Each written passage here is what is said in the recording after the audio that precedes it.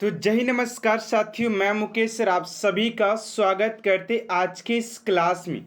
Student, अगर आप सभी की एसएससी एमटीएस की अगर 30 सितंबर से अगर नवंबर तक, अगर 14 नवंबर तक अगर आप सभी की एग्ज़ाम है ना, तो आप सभी से एक ही रिक्वेस्ट है कि आज की इस क्लास को एंड तक देखिएगा, क्योंकि स्टूडेंट आप सभी के सारे प्रश्न आप सभी के 30 सितंबर से नवंबर तक आने वाले उन सभी प्रश्नों का संग्रह आज के इस क्लास के अंदर लिया गया है। तो आप लोगों से एक ही रिक्वेस्ट है कि आज की इस क्लास को एंड तक देखिएगा, क्योंकि आप सभी के जिस तरीके से एसएससी एमटीएस यानी कि एसएससी जिस तरीके से नए शेड्यूल में प्रश्न पूछ रहा है, कहाँ से प्रश्न पूछ रहा है, जीएस का, जीके का, वो सारे क्वेश्चंस आप सभी की आज की इस क्लास के अंदर लिया गया है, जिससे कि आप सभी को बहुत ज़्यादा बेनिफिट मिलने वाला है। तो आप लोगों से एक ही रिक्वेस्ट है कि आज की इस क्लास को आप लोग एंड तक देखिएगा, क्योंकि आज की क्लास आप सभी के लिए काफ़ी ज़्यादा इंपॉर्टेंट है। तो चलिए आज की इस क्लास को स्टार्ट करते हैं, और मैं आप सभी को आज की इस क्लास के अंदर बताने वाला हूं कि आपके एग्जाम में कैसे कैसे प्रश्न पूछे जाएंगे, किस टॉपिक से आप सभी के एग्जाम में ज़्यादा प्रश्न पूछे जाएंगे, किस टॉपिक से आप सभी के प्रश्न में एग्जाम में प्रश्न नहीं पूछे जाएंगे, आपसे कि कैसा कैसा प्रश्न पूछे जाएगा, उस सारे टॉपिक पर मैं आपसे को डिस्कस करने वाला हूं। तो आप लोग धैर्य के साथ इस क्लास को देखिएगा, ठीक है ना। चलिए आज की इस क्लास को स्टार्ट करते आप सभी के पहले क्वेश्चन के साथ बात करते कि आप सभी का पहला क्वेश्चन क्या पूछा गया है। पहला क्वेश्चन है कि किस वायसराय को भारतीय रेलवे का जनक कहा जाता है। किस वायसराय को भारतीय रेलवे का जनक कहा जाता है। Lord Dufferin, Lord Dalhousie, Lord Hardinge या उपयुक्त में से कोई नहीं। देखिए मैं आपसे को बता दूं कि इस क्वेश्चन का राइट आंसर हो जाएगा आप सभी का ऑप्शन नंबर बी, यानी कि लॉर्ड डलहौजी आप सभी का राइट आंसर हो जाएगा। देखिए अगर आप लोगों को अगर किसी भी क्वेश्चन का अगर आंसर पता होता है, तो आप लोग फटाफट कमेंट बॉक्स में आंसर लिख सकते हैं कि सर इस क्वेश्चन का राइट आंसर क्या होगा। जिससे क्या होगा कि आपसे कोई अंदर एक कॉन्फिडेंस आएगा कि आप लोग यार कितने क्वेश्चन कर पा रहे हैं, ताकि आप लोग का परफॉर्मेंस एग्जाम में क्या रहने वाला है। आप लोग को मैं एक स्ट्रेटेजी बताने वाला हूं कि आप लोग एक महीना जो आप लोगों को बचा हुआ है, आप लोग 20 या एक महीना में क्या क्या कर सकते हैं, कैसे पढ़ना आप सभी को, किस टॉपिक से ज्यादा क्वेश्चन कवर करने, ताकि आप सभी के एग्जाम में आए। चलिए अगले क्वेश्चन को और बात करते हैं आप सभी का। सेकेंड नंबर क्वेश्चन है कि इटली की राजधानी रोम निम्नलिखित में से किस नदी के तट पर स्थित है। इटली की राजधानी रोम निम्नलिखित में से किस नदी के तट पर स्थित है। ऑप्शन नंबर ए में है कह रहे कि जो है रोम जो है किस नदी के किनारे, इटली की राजधानी रोम निम्नलिखित में किस नदी पर स्थित है। तो टेम्स या तिबर या एवन या टाइन या कौन सा हो जाएगा। तो राइट आंसर हो जाएगा आप सभी का बी, यानी कि तिबर। ऑप्शन नंबर बी आप सभी का राइट आंसर हो जाएगा। चलिए अगले क्वेश्चन को और बात करते हैं आप सभी का। थर्ड नंबर क्वेश्चन है कि प्रधानमंत्री के कर्तव्य संविधान के किस अनुच्छेद के अंतर्गत आते हैं। ये क्वेश्चन आप सभी की काफी ज्यादा इंपॉर्टेंट सिद्ध होने वाले हैं।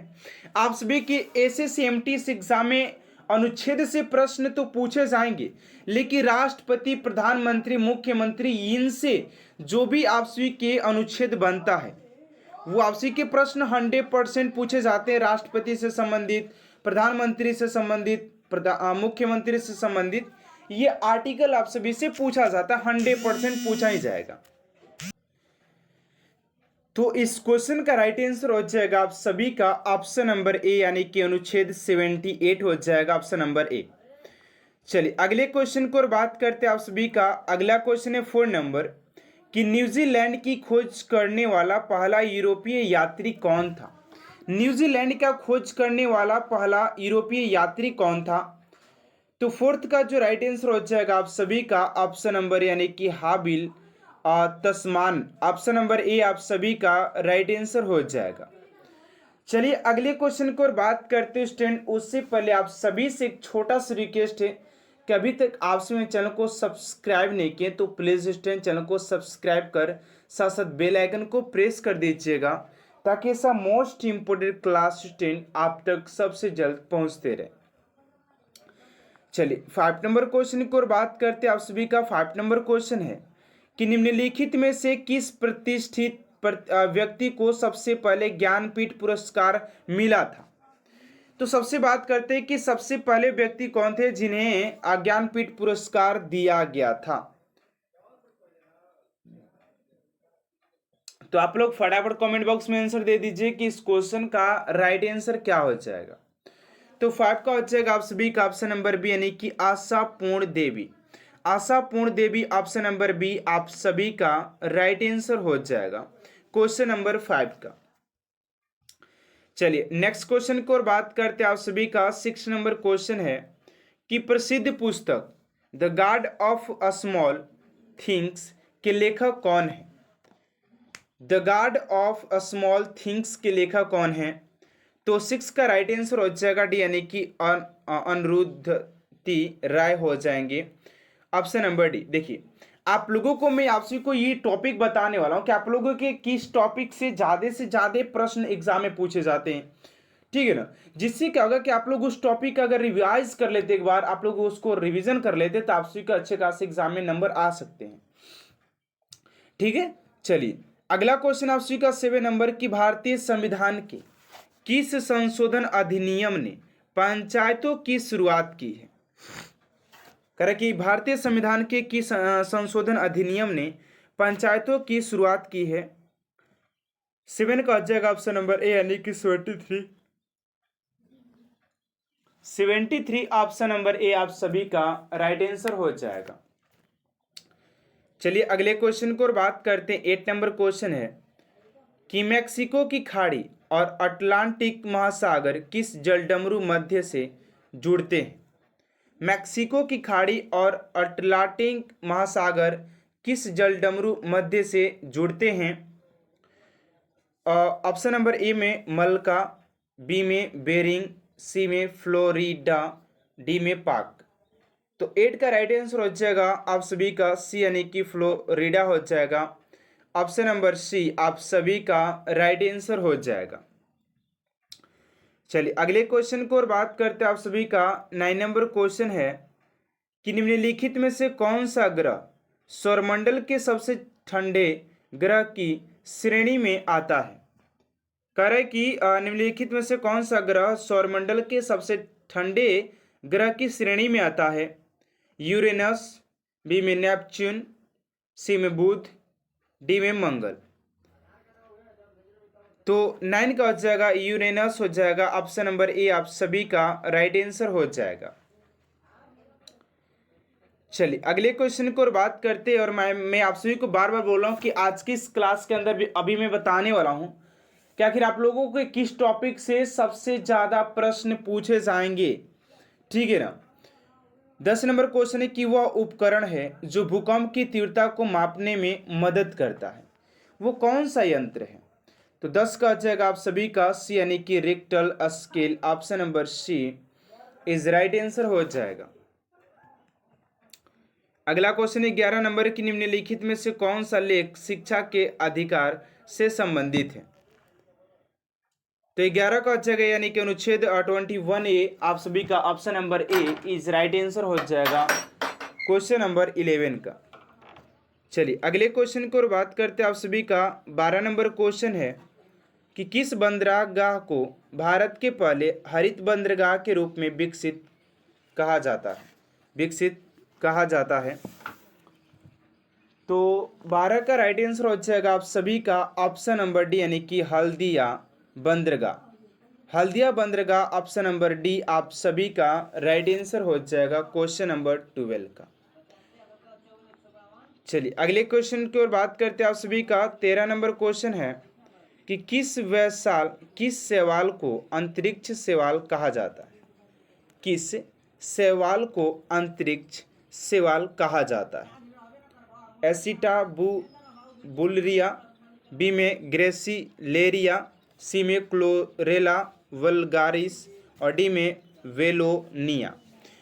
तो 13 का आ जाएगा आप सभी का ऑप्शन नंबर सी, यानी कि क्लोरेला वेलगारिस हो जाएगा ऑप्शन नंबर सी आप सभी का राइट आंसर हो जाएगा। देखिए यहाँ पर आपसे के कुछ ऐसे भी प्रश्न है जो कि टफ लग रहे होंगे, लेकिन ऐसा बात नहीं कि मैं दूसरे यूट्यूबर के जैसे दूसरे जो क्लास जो लेते हैं यूट्यूब पर वो क्या करते कि जो होते नॉर्मल नॉर्मल क्वेश्चन करा देते जिससे कि लड़के का उत्साह तो बढ़ जाता है। हाँ यार मैं तो इतना कर ले रहा हूँ, मैं 20 में 19 कर ले रहा हूँ, 30 में 35 कर ले वो 28 कर ले रहा हूँ, लेकिन उससे आप सभी के कोई भी बेनिफिट नहीं हो रहा होने वाला है। बहुत सारे स्टूडेंट को लगता होगा कि सर ये पता नहीं कहाँ से क्वेश्चन आती है, बहुत ही टफ क्वेश्चन है, लेकिन ऐसा बात नहीं है। आप लोगों के एग्जाम में हलवा नहीं आता है, ठीक है ना, आप लोग के एग्जाम में हर क्वेश्चन हलवा नहीं आता है, थोड़ा सा टफ क्वेश्चन भी आता है। तो आप लोग को हर एक क्वेश्चन करना अनिवार्य है कि आप लोग कैसे कैसे क्वेश्चन करना है आप सभी को, ठीक है ना, तो इस बात को ध्यान में रखिएगा।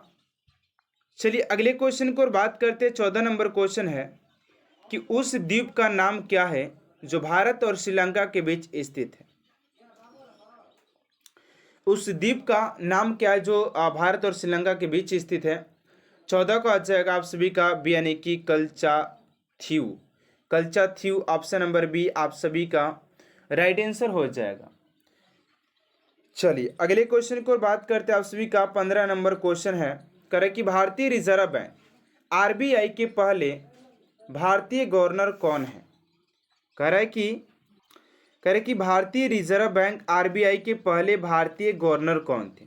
आप सभी के आरबीआई से जो है क्वेश्चन पूछे जाते हैं कि आरबीआई की स्थापना कब हुआ था, आरबीआई के हेडक्वार्टर कहाँ पर है, तो ये सारे प्रश्न आप सभी से पूछे जाते हैं, 100% पूछे जाएंगे। 15 का जाएगा आप सभी का ए यानी कि सी डी देशमुख हो जाएंगे, ऑप्शन नंबर ए। अगला क्वेश्चन है कि निम्नलिखित में से किस वर्ष मणिपुर राज्य को अपनी पूर्ण आजीविका प्राप्त होती है। तो 16 का जाएगा आप सभी का ऑप्शन नंबर डी यानी कि 21 जनवरी 1972। 21 जनवरी 1972 आप सभी का option number D is right answer हो जाएगा। चलिए अगले क्वेश्चन को और बात करते हैं। आप सभी का 17 नंबर क्वेश्चन है कि कौन सा विटामिन न्यूक्लिक एसिड और लाल रक्त कोशिकाओं के निर्माण में मदद करता है। उसी के जीएस का टॉप इंपोर्टेंट क्वेश्चन है, ध्यान दीजिएगा। तो 17 का आ जाएगा आप सभी का ऑप्शन नंबर सी यानी कि विटामिन B10 हो जाएगा, विटामिन B10 हो जाएगा। चलिए अगले क्वेश्चन को और बात करते हैं। आप सभी का 18 नंबर क्वेश्चन है कि